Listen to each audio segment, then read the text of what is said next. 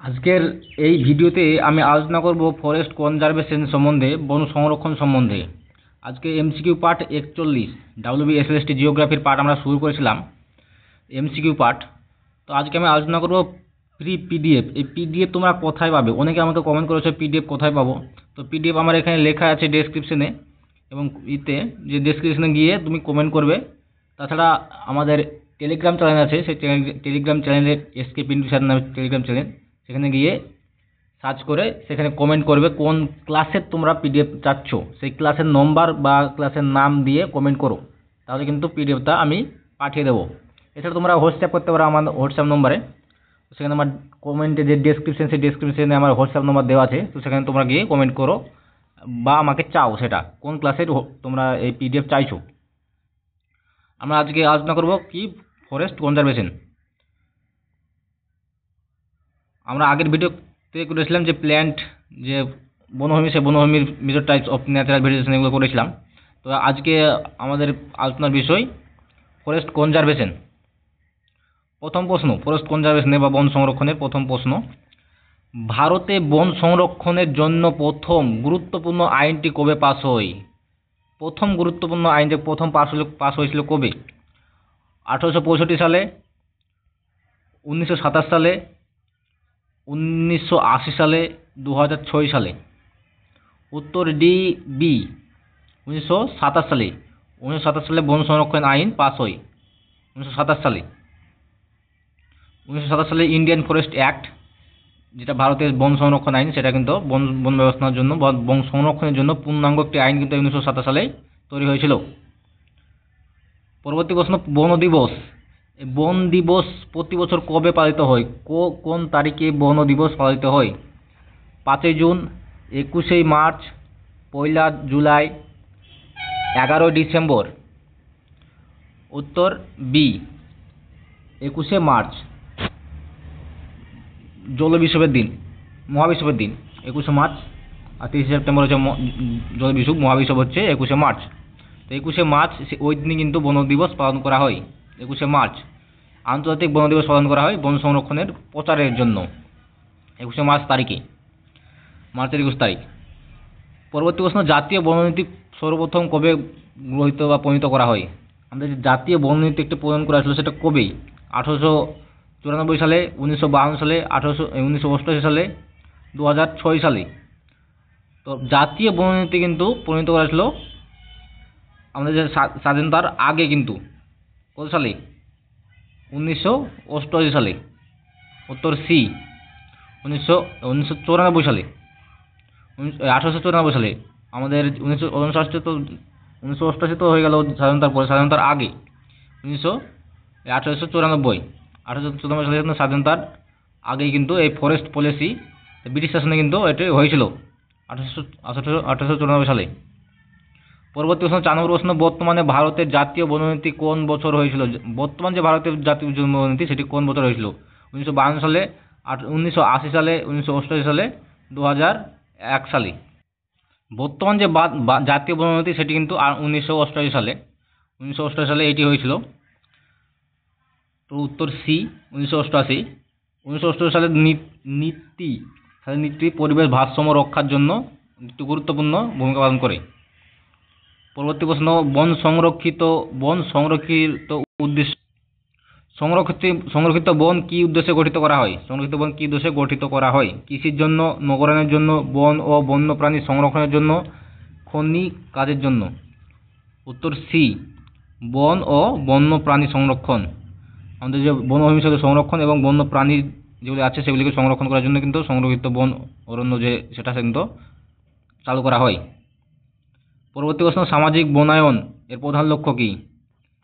শিল্পায়ন, জনবসতির উন্নয়ন, বন সম্পদের ব্যক্তিগত মালিকানা, স্থানীয় চাহিদা পূরণের বৃক্ষরোপণ। তো সামাজিক যে বনসৃজন বা সামাজিক বনায়ন এর লক্ষ্য হলো স্থানীয় চাহিদা পূরণ। এই ডি, উত্তর ডি, স্থানীয় চাহিদা পূরণের জন্য বৃক্ষরোপণ। এটা কিন্তু সামাজিক বনায়নের লক্ষ্য, স্থানীয় চাহিদা পূরণের জন্য বৃক্ষরোপণ। জ্বালানি কাঠ, পশুখাদ্য, কাঠ ইত্যাদির জন্য যে আমাদের যে বৃক্ষরোপণ করা হয় সেটা কিন্তু এই যে বন সংরক্ষণ বা বৃক্ষরোপণ প্রক্রিয়া সেটি কিন্তু চালু করা হয়েছিল। পরবর্তী সালে পরবর্তী প্রশ্ন হচ্ছে ভারতের জৈবিক উদ্যান বা বায়োস্ফিয়ার রিজার্ভ, এই জৈবিক উদ্যান বা বায়োস্ফিয়ার রিজার্ভ প্রথম কোথায় গঠিত হয়? সুন্দরবন, নীলগিরি, কানহা, কুজিবিটা। তো যে প্রথম ভারতের বায়োস্ফিয়ার রিজার্ভ সেটা কিন্তু নীলগিরি তামিলনাড়ুর নীলগিরি পর্বতমালা প্রথম যে বায়োস্ফিয়ার রিজার্ভ সেটা কিন্তু নীলগিরি পর্বত, যে নীলগিরি অভয়ারণ্য 1986 সালে প্রথম নীলগিরিকে বায়োস্ফিয়ার রিজার্ভ হিসেবে ঘোষণা করা হয়। আমরা দেখে নেব বায়োস্ফিয়ার রিজার্ভগুলি কি আছে আমাদের ভারতে। তো বায়োস্ফিয়ার রিজার্ভের মধ্যে রয়েছে ইন্ডিয়ান বায়োস্ফিয়ার রিজার্ভ, যেটা কোল ডেজার্ট, যেটা আমাদের লাদাখ সেটা। তারপরে নন্দা দেবী আছে, কাঞ্চনজঙ্ঘা আছে, মানস, পানানা আছে, সিমলা। আর আসামে যে মানস, এটা কিন্তু মনে রাখবে, আসামে মানস। দিহাং এটা কিন্তু আমাদের অরুণাচল প্রদেশে দিহাং। আর কাজিরাঙা তো জানো, কাজিরাঙা যেটা আমাদের এই জন্য বিখ্যাত, অ্যাকশন গান্ডার। তো তাছাড়া Sundarban biosphere reserve, gulf of Mannar, Nilgiri, এগুলি মনে রাখলেই হবে। তাছাড়া যে পশ্চিম ঘাট রয়েছে, গ্রেট নিকোবর, এই গ্রেট নিকোবর কিন্তু বিরাট ভালো গুরুত্বপূর্ণ একটা বায়োস্ফিয়ার রিজার্ভ, গ্রেট নিকোবর। সুন্দরবনকেও একটা ভালো মনে রাখবে সেখানে। তো এখানে আমরা দিয়ে রেখেছি, পারলে তোমার স্ক্যান বা এই ছবি তুলে নিতে পারো যে কোনগুলি মনে রাখতে হবে, এবং এগুলো থেকে দেখে ম্যাপ থেকে মনে রাখবে যে কোন রাজ্যে সেটা অবস্থিত। এটি তো ভালো গুরুত্বপূর্ণ। পরবর্তী প্রশ্ন, নিচের কোনটি বন ধ্বংসের কারণ নয়? খনি, কৃষি সম্প্রসারণ, পর্যটন, পরিবেশ শিক্ষা। তো বন ধ্বংসের কারণ নয় পরিবেশ শিক্ষা বা এনভায়রনমেন্টাল এডুকেশনাল এনভায়রনমেন্ট, যেটা পরিবেশের জন্য শিক্ষা, যেটা সেটা পরিবেশ শিক্ষা, এনভায়রনমেন্ট। উত্তর ডি, পরিবেশ শিক্ষা। পরবর্তী প্রশ্ন হচ্ছে জয়েন্ট ফরেস্ট ম্যানেজমেন্ট কি নির্দেশ করে? এই জয়েন্ট ফরেস্ট ম্যানেজমেন্ট তৈরি ঘোষণা হয়েছিল, সেটি কি নির্দেশ করে? বনজ দ্রব্য বিক্রি নির্দেশ করে, বনের অধিগ্রহণ, স্থানীয় জনগণকে বনের সঙ্গে বন ব্যবস্থাপনার অংশগ্রহণ, বনের সামাজিকরণ। তো স্থানীয় জনগণকে বন যে ব্যবস্থাপনা আছে সেটি অংশগ্রহণ কিন্তু জয়েন্ট ফরেস্ট ম্যানেজমেন্ট। এখানে বলা হয়েছিল যে স্থানীয় যে লোক আছে তাদেরকে একটা দায়িত্ব নিতে হবে বন সংরক্ষণের জন্য, সেটাই তো জয়েন্ট ফরেস্ট ম্যানেজমেন্টের জন্য এইটাই করেছিল, যে স্থানীয় জনগণকে বন ব্যবস্থাপনার অংশগ্রহণ। এর মাধ্যমে গ্রামবাসীকে বন সংরক্ষণের জন্য সক্রিয় যুক্ত করা। এই যে সক্রিয়ভাবে যুক্ত, আমাদেরকে সক্রিয়ভাবে যুক্ত হতে হবে বন সংরক্ষণের জন্য। এটা কিন্তু জয়েন্ট ফরেস্ট ম্যানেজমেন্টের একটা পদক্ষেপ ছিল। পরবর্তী প্রশ্ন, চিপকো আন্দোলনের মূল উদ্দেশ্য কী ছিল?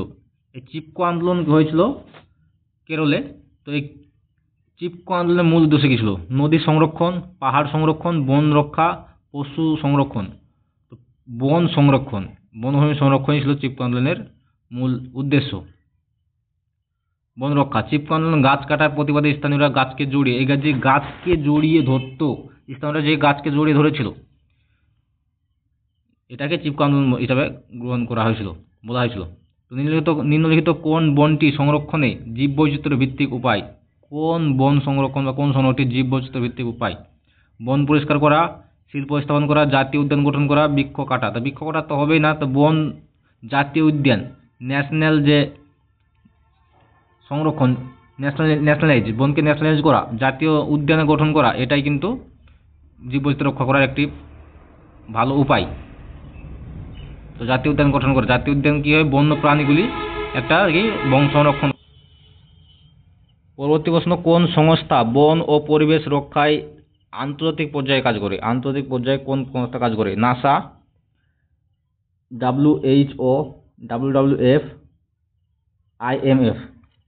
উত্তর সি, WWF। WWF আন্তর্জাতিক সংস্থা যেটি বন রক্ষা বা পরিবেশ রক্ষায় কাজ করে। WWF এর পুরো ফুল ফর্ম কি? World wide fund of nature. এটি বিশ্বজুড়ে পরিবেশ সংরক্ষার কাজ করে, world wide fund of nature. পরবর্তী প্রশ্ন, REDD, এই REDD প্রোগ্রামের উদ্দেশ্য কী ছিল? ভূমি উন্নয়ন, কৃষি সম্প্রসারণ, বন ধ্বংস রোধ এবং কার্বন নির্গমন কমানো, জৈব সার উৎপাদন। তো REDD এটিরও যে একটা উদ্দেশ্য, সেটা ছিল বন ধ্বংসকে রক্ষা করা এবং কার্বন নির্গমন, যেগুলি আমাদের যে যানবাহন সেগুলি থেকে যেন কার্বন নিঃসরণ না হয়, আমরা যে একটা সার্টিফিকেট নিতে হয় কত কার্বন উঠছে তার জন্য তো পরীক্ষা করা হয়, ধোঁয়া পরীক্ষা করা হয়। তো সেই জন্য কিন্তু AREDIP একটা প্রোগ্রাম চালু করেছিল। তো উত্তর সি, বন ধ্বংস রোধ এবং কার্বন নির্গমন কমানো। REDD reduce emission from deforestation and forest degradation. এই ফরেস্ট ডিগ্রেডেশন, বন কমে যাচ্ছে তার জন্যই কিন্তু এক পদক্ষেপ নেওয়া হয়েছিল। পরবর্তী প্রশ্ন, সুন্দরবন। সুন্দরবন একটি কি ধরনের বন? পর্বত বন, শুকনো বন, ম্যানগ্রোভ বন, গ্রীষ্মমণ্ডলীয় শুষ্ক বন। সুন্দরবন আমরা জানি ম্যানগ্রোভ অঞ্চল, এই ম্যানগ্রোভ বন সুন্দরবন, এটা ম্যানগ্রোভ উদ্ভিদ এখানে পাওয়া যায়, সুন্দরী, গরান, গেও, এগুলির শ্বাসমূল থাকে। এটি বিশেষ বিশেষ একটি বৈশিষ্ট্য, এগুলির শ্বাসমূল থাকে। এগুলির ফল অঙ্কুরোদ্গমিত ওই ফলের মধ্যেই হয়, এগুলি মাটিতে পড়ে না। ম্যানগ্রোভ বন সুন্দরবনের জোয়ার ভাটার প্রভাবে গঠিত লবণাক্ত উদ্ভিদই হলো ম্যানগ্রোভ বন। পরবর্তী প্রশ্ন হচ্ছে, বৃক্ষরোপণ অভিযান সাধারণত কবে পালিত হয়? এই বৃক্ষরোপণ যে অভিযান সেটা কবে পালিত হয়? জানুয়ারি মাসে, ফেব্রুয়ারি মাসে, জুলাই মাসে, নভেম্বর মাসে। তো বৃক্ষরোপণ অভিযান এই যে এখন বর্ষাকাল আছে, বর্ষাকালেই কিন্তু আমাদের বৃক্ষরোপণ যে চাষ, সেটা বৃক্ষরোপণ এই অভিযান সেটা চালানো হয় জুলাই মাসে, 1 থেকে 7 জুলাই বোধ হয়। তো 1 থেকে 7 জুলাই, জুলাই মাসে বর্ষাকাল, তো জুলাই মাসে কিন্তু চালু করা হয়। উত্তর সি, জুলাই মাস। জুলাই মাসে বর্ষাকালে বৃক্ষরোপণ উপযুক্ত হওয়ায় জুলাই মাসে কিন্তু এটি পালন করা হয় 1 থেকে 7 জুলাই পর্যন্ত। পরবর্তী প্রশ্ন, ভারত সরকার গ্রিন ইন্ডিয়া মিশন। এই গ্রিন ইন্ডিয়া মিশন খুবই গুরুত্বপূর্ণ। এই গ্রিন ইন্ডিয়া মিশন কবে চালু করে? 2005 সালে, 2009 সালে, 2010 সালে, 2014 সালে। তো গ্রিন ইন্ডিয়া মিশন কবে চালু হয়? 2010 সালে। সি, 2010 সালে চালু হয় গ্রিন ইন্ডিয়া মিশন। এটি কি জলবায়ু পরিবর্তন মোকাবিলা? এই জলবায়ু পরিবর্তনের মোকাবিলার জন্য কিন্তু এই চালু করা হয় green India mission. National action plan of climate change এরই আন্ডারে, এই national action plan of climate change এরই আন্ডারে কিন্তু গ্রিন ইন্ডিয়া মিশন শুরু করা হয়। পরবর্তী প্রশ্ন, জাতীয় উদ্যান। এই জাতীয় উদ্যান ও অভয়ারণ্যের মধ্যে পার্থক্য কি? কি পার্থক্য আছে জাতীয় উদ্যান এবং অভয়ারণ্যের মধ্যে? অপশন এ, উদ্যান বড়, অভয়ারণ্য ছোট। অপশন বি, উদ্যান সরকার চালায়, অভয়ারণ্য ব্যক্তিগত চালায়। অপশন সি, জাতীয় উদ্যান কঠোরভাবে নিয়ন্ত্রিত, অভয়ারণ্য কিছু মানুষের প্রবেশ অনুমোদিত। অপশন ডি, কোনো পার্থক্য নেই। তো জাতীয় উদ্যানের একটা কি কঠোরভাবে নিয়ন্ত্রিত, জাতীয় উদ্যানে কিন্তু কোনো মানুষ প্রবেশ করতে পারে না, নিয়ন্ত্রিত থাকে, কঠোরভাবে নিয়ন্ত্রিত থাকে। সেখানে এরকম কোনো আজে বাজে মানুষ ঢোকানো যায় না, বা রাত্রিবেলায় দিনের বেলায় কোনো চোরা কারবার এগুলো কিন্তু হয় না। কিন্তু অভয়ারণ্য কি, অভয়ারণ্যে মানুষের প্রবেশ মানুষ ব্যবহার করতে পারে, স্থানীয় মানুষরা সেখানে হস্তক্ষেপ করতে পারে। তো উত্তর সি, উত্তর এখানে কিন্তু অভয়ারণ্য একটি কী সুবিধা থাকে, সেখানে স্থানীয় মানুষরা সেখানে কাজে লাগাতে পারে, যেন মোরা কাঠমাট এগুলো কিন্তু সংগ্রহ করতে পারে। পরবর্তী প্রশ্ন হচ্ছে 18 নম্বর প্রশ্ন, ভারতীয় সংবিধানে বন রক্ষার জন্য উল্লেখ করা হয় কোনটি? উল্লেখ করা হয়, কি উল্লেখ করা হয় বন রক্ষার জন্য? কোথায় মানে এটি উল্লেখ রয়েছে? মৌলিক অধিকার আছে, মৌলিক কর্তব্য, রাজ্য তালিকায় আছে, ন্যায় বিচার বিভাগের আওতায় আছে। তো বন সংরক্ষণকে মানে কোথায় রেখেছে? এটা মৌলিক কর্তব্য। মৌলিক কর্তব্য কিন্তু সমস্ত আমাদের ভারতীয় সবারই কিন্তু এই কর্তব্য, এই মৌলিক কর্তব্য কি, বনকে রক্ষা করা। কিন্তু আমাদের সংবিধানের মৌলিক কর্তব্যে রয়েছে 51তম সংবিধানের 51 এ ধারায় কিন্তু পরিবেশ রক্ষাকে নাগরিকের দায়িত্ব বলা হয়েছে মৌলিক কর্তব্যে। পরবর্তী প্রশ্ন, EIA বলতে কি বোঝায়? EIA এর ফুল ফর্ম কি? Environmental impact analysis, environmental interior agreement, ECO India agreement, ecological indicator act. তো EIA এটির ফুল ফর্ম হচ্ছে এনভায়রনমেন্টাল ইন্টেরিয়াল এগ্রিমেন্ট, EIA। উত্তর বি, এনভায়রনমেন্টাল ইন্টেরিয়াল এগ্রিমেন্ট।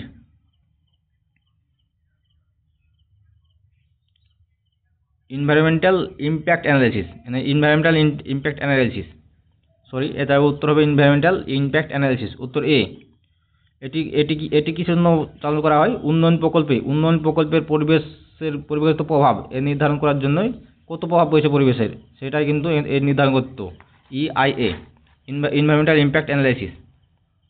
উত্তর এ হবে। পরবর্তী প্রশ্ন 20 নম্বর প্রশ্ন। 20 নম্বর প্রশ্ন, বনাঞ্চলের সর্বনিম্ন কত শতাংশ পরিবেশ ভারসাম্য বজায় থাকে? বনাঞ্চলের জন্য সর্বনিম্ন কত বন থাকলে একটা পরিবেশের ভারসাম্য বজায় থাকে? 15%, 25%, 33%, 50%। তো জাতীয় বনায়ন তার জন্য কিন্তু আমাদের ভারতে কত পড়েছে? 33%। তো 33% বন যদি একটা অঞ্চলে থাকে বা একটা দেশে থাকে তাহলে কিন্তু সেটাকে পরিবেশ ভারসাম্য বজায় আছে এরকম বলা হয়। উত্তর সি। জাতীয় বনায়নটি, যে আমাদের ভারতের জাতীয় বনায়নটি কত সালে হয়েছিল? 1988 সালে। তো 1988 সালে জাতীয় বনায়নটি অনুসারে ভারতের মোট ভূমি অন্তত 33% বনভূমি থাকা উচিত।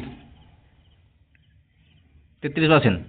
পরবর্তী প্রশ্ন, নিম্নলিখিত কোন রাজ্য ভারতের সবচেয়ে বেশি বনভূমি রয়েছে? কোন রাজ্যে সবচেয়ে বেশি বনভূমি রয়েছে আয়তনের দিক থেকে? তো মধ্যপ্রদেশ, অরুণাচল প্রদেশ, ওড়িশা, কর্ণাটক। উত্তর এ মধ্যপ্রদেশ। মধ্যপ্রদেশ, আমাদের যে ভারতের মধ্যপ্রদেশ, সেখানে কিন্তু সবচেয়ে বেশি বনভূমি রয়েছে আয়তনের দিক থেকে। উত্তর মধ্যপ্রদেশ। পরবর্তী প্রশ্ন, নিচের কোনটি সামাজিক বনায়ন সামাজিক বনায়ন প্রকল্পের অংশ নয়? কোনটি? স্কুলে বৃক্ষরোপণ, রাস্তার ধারে গাছ লাগানো, প্রাকৃতিক উদ্যান রক্ষা করা, গ্রামীণ এলাকায় জ্বালানি কাঠের জন্য রোপণ। তো সামাজিক যে বনায়ন, সামাজিক বনায়নের জন্য এই প্রকল্পে কোনটি এর অংশ নয়? তো কোনটি এর কাজ নয়, অংশ নয়? প্রাকৃতিক উদ্যান রক্ষা। সি, উত্তর সি, প্রাকৃতিক উদ্যান রক্ষা কিন্তু এর কাজ নয়। উত্তর সি, প্রাকৃতিক উদ্যান রক্ষা। সামাজিক বনায়নে গাছ রোপণ করা হয় কিন্তু প্রাকৃতিক উদ্যান রক্ষা এর কর্মসূচি নয়। পরবর্তী প্রশ্ন, বন সংরক্ষণ আইন 1980। এই 1980 সালে বন সংরক্ষণ আইন কোন কাজটি নিষিদ্ধ করা হয়? কোন কাজে নিষিদ্ধ? বনাঞ্চলে বৃক্ষরোপণ, বনে পশুচারণ, বনভূমিকে অন্য কাজে ব্যবহার, বনভূমির মান নিরূপণ।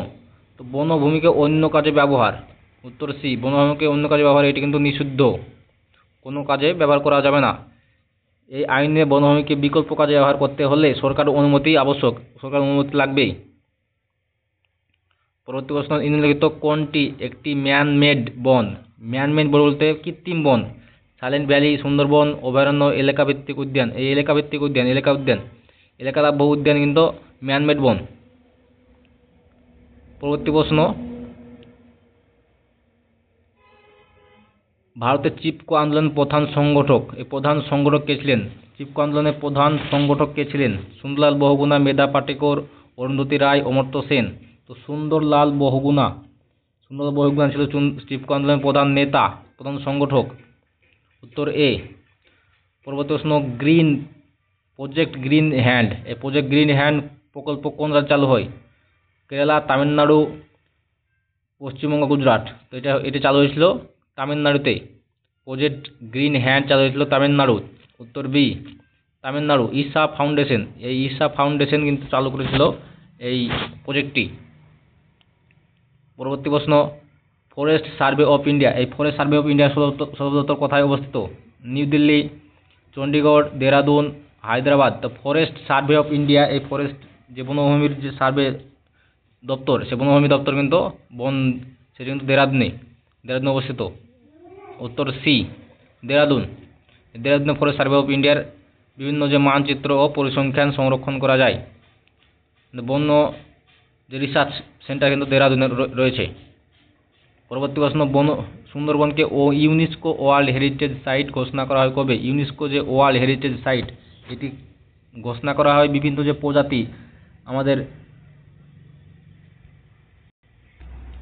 জীব বৈচিত্র্যের হটস্পট রয়েছে, তার জন্য জীব বৈচিত্র্যের জন্য কিন্তু ইউনেস্কো ওয়ার্ল্ড হেরিটেজ সাইটে রাখা হয়েছে। 1972 সালে, 1987 সালে, 1995 সালে, 2005 সালে। তো 1987 সালে কিন্তু ইউনেস্কো ওয়ার্ল্ড হেরিটেজ সাইট বলা হয় সুন্দরবনকে।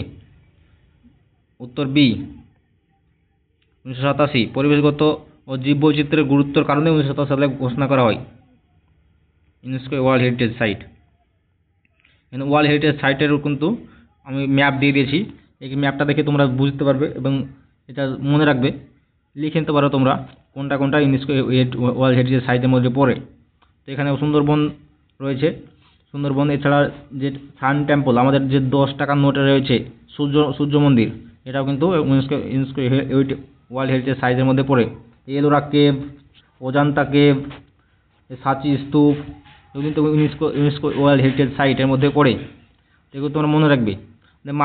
যে মানস স্যাংচুয়ারি, এটাও কিন্তু ইউনেস্কো ওয়ার্ল্ড হেরিটেজ সাইটের মধ্যে পড়ে। আবার কাজিরাঙা যে ন্যাশনাল পার্ক, সেটাও কিন্তু এই কাজিরাঙা ন্যাশনাল পার্ক কিন্তু আসামে রয়েছে, যেটা কাঞ্চনজঙ্ঘা ন্যাশনাল পার্ক। তো কাজিরাঙাও আসামে রয়েছে এবং মানস এটাও আসামে রয়েছে। এটা মনে রাখবে কোনগুলি ইউনেস্কো ওয়ার্ল্ড হেরিটেজ সাইটের মধ্যে পড়ে। পরবর্তী প্রশ্ন, কোনটি বন সংরক্ষণের জন্য আইনি প্রতিষ্ঠা কোনটি? এইমস, ইসরো, এনজিটি, স্যাল। তো এনজিটি ন্যাশনাল গ্রিন ট্রাইব্যুনাল। এই ন্যাশনাল গ্রিন ট্রাইব্যুনাল হলো আমাদের যে পরিবেশ মন্ত্রণালয়, এই পরিবেশ মন্ত্রণালয়ের যে মামলা সেগুলি কিন্তু নিষ্পত্তি করে এনজিটি ন্যাশনাল গ্রিন ট্রাইব্যুনাল এর আইনের মাধ্যমে।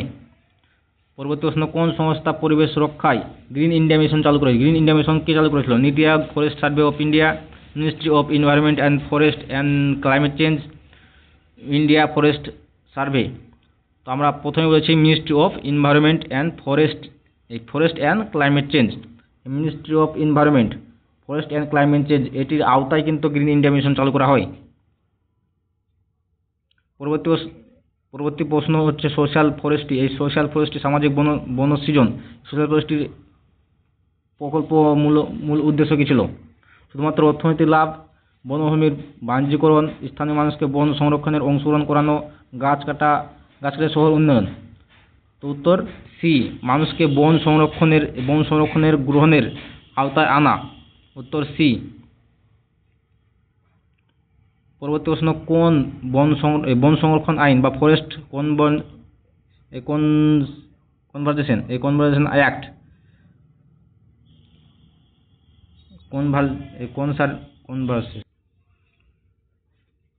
ফরেস্ট কনজারভেশন অ্যাক্ট এটি কোন বছর চালু করা হয়? বন সংরক্ষণ আইন ফরেস্ট কনজারভেশন অ্যাক্ট এটি কোন বছর চালু করা হয়? 1972 সালে, 1980 সালে, 1986 সালে, 1990 সালে? উত্তর বি, 1980 সালে কিন্তু ফরেস্ট কনজারভেশন অ্যাক্ট চালু হয়। বি, উত্তর বি, 1980। এই আইনের মাধ্যমে বনভূমি অন্য কাজে রূপান্তরিতের জন্য কেন্দ্রের অনুমতি বাধ্যতামূলক করা হয়। কেন্দ্রের অনুমতি লাগবে, কেন্দ্র সরকারের অনুমতি লাগবে বনভূমিকে কোনো কাজে ব্যবহার করার জন্য। পরবর্তী প্রশ্ন, সংরক্ষিত বনভূমি কোনটি বাধ্যতামূলক? চাষাবাদ, পশুচারণ, সরকারি অনুমতি ব্যতীত প্রবেশ নিষেধ, কারখানা স্থাপন। এখনই বললাম যে সরকারি অনুমতি ব্যতীত প্রবেশ নিষেধ, এটা কিন্তু সংরক্ষিত বনের বাধ্যতামূলক, সরকারি অনুমতি লাগবে। পরবর্তী প্রশ্ন হচ্ছে নিম্নলিখিত কোনটি বন সংরক্ষণের একটি ঐতিহাসিক জন আন্দোলন? বিপ্লব আন্দোলন, চিপকো আন্দোলন, তেলেঙ্গানা আন্দোলন, নর্মদা বাঁচাও আন্দোলন। তো এটা কিন্তু চিপকো আন্দোলন। উত্তর বি, চিপকো আন্দোলন। প্রথমে চিপকো আন্দোলনের প্রধান নেত্রী কে ছিলেন? প্রধান নেতা ছিল সুন্দরলাল বহুগুণা। তো প্রধান নেত্রী কে ছিলেন? অরুন্ধতী রায়, সুন্দরলাল বহুগুণা তো নেতা ছিলেন। গৌরী দেবী, মেধা পাটেকর। উত্তর সি, গৌরী দেবী কিন্তু এই নেত্রী ছিলেন। চিপকো আন্দোলনের নেত্রী গৌরী দেবী, এটা মনে রাখবে। সুন্দরলাল বহুগুণা নেতা ছিল, কিন্তু গৌরী দেবী ছিল নেত্রী। তিনি ছিলেন চিপকো আন্দোলনের অগ্রগামী নারী নেত্রী। পরবর্তী প্রশ্ন, বন সংরক্ষণের না হলে কোনটি হতে পারে না? বন সংরক্ষণ না করলে কোনটি হবে না? ভূমি ক্ষয় বৃদ্ধি, জীববৈচিত্র্যের বিলুপ্তি, অক্সিজেনের ঘাটতি, বৃষ্টিপাতের পরিমাণ বৃদ্ধি। বন সংরক্ষণ না হলে কিন্তু বৃষ্টিপাতের পরিমাণ বৃদ্ধি পাবে না। উত্তর বি, বৃষ্টিপাতের পরিমাণ বৃদ্ধি পাবে না। পরবর্তী প্রশ্ন হচ্ছে, বনভূমি রক্ষায় পরিবেশের আইন অনুযায়ী কোনটি অপরাধ? মাটি চাষ করানো, গাছ কাটা, জঙ্গল ঘুরে দেখা, পর্যটন কেন্দ্র নির্মাণ। তো বনভূমি যে রক্ষার আইনে সেটি কিন্তু গাছ কাটা কিন্তু একটি অপরাধ। উত্তর বি, গাছ কাটা। পরবর্তী প্রশ্ন হচ্ছে 29 নম্বর প্রশ্ন, বন সংরক্ষণ ও প্রসারণের জনশিক্ষার কি ভূমিকা রয়েছে? জনগণের শিক্ষার কি ভূমিকা রয়েছে? মানুষকে নিরুৎসাহিত করা, সচেতনতা বৃদ্ধি, অংশগ্রহণ, প্রযুক্তি হ্রাস, বন ধ্বংসের উৎসাহ। তো উৎসাহ তো দিবে না, বন যে শিক্ষা, জনশিক্ষার জন্য কিন্তু বন সচেতনতা বৃদ্ধি। উত্তর বি, সচেতনতা বৃদ্ধি ও অংশগ্রহণ, বনের যে রক্ষায় অংশগ্রহণ করাই কিন্তু ওই বন জনশিক্ষার প্রধান ভূমিকা, প্রধান কাজ। পরবর্তী প্রশ্ন, নিম্নলিখিত কোন প্রকল্পটি বন সম্প্রসারণের লক্ষ্য নয়? গ্রিন ইন্ডিয়া মিশন, জাতীয় সামাজিক বনায়ন, বৃক্ষরোপণ অভিযান, রেড ওয়াইন স্কিম কিন্তু রোড ওয়াইন স্কিম। তো রোড এটা রাস্তার সঙ্গে সম্পর্কিত, এটা বনের সঙ্গে সম্পর্কিত নয়। উত্তর ডি, এটা রাস্তার সঙ্গে সম্পর্কিত, রাস্তা প্রশস্তনের জন্য সম্পর্কিত।